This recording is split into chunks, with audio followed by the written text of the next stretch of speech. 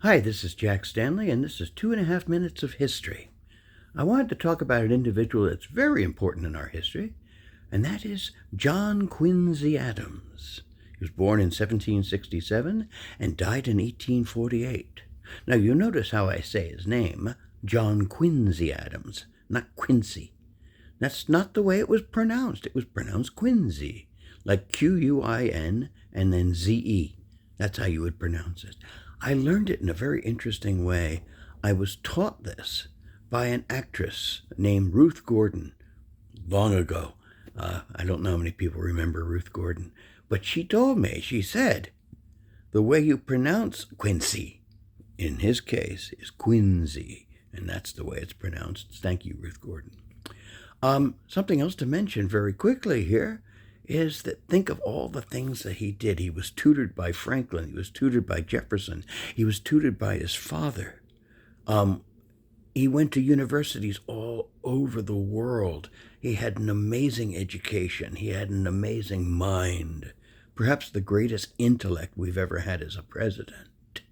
You know, he was nominated as an ambassador by George Washington, and Washington stated he's one of the most important people we have in our government. He later on would become Secretary of State. He would write the Monroe Doctrine. He would also be in charge of the Peace Committee in Ghent during the end of the War of 1812.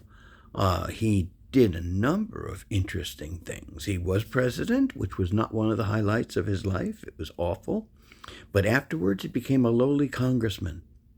And in Congress, he took on the specter of slavery, and he fought against Congress, and he stood up to kill, to finish, finalize slavery. He never lived to see it, but he worked very hard to kill what was called the Gag Rule, and he destroyed it. Also, he was the individual who got the freedom of the Amistad slaves. I mean, he took on everything. When they said you could not talk about slavery in Congress with the Gag Rule, he said, to hell with that.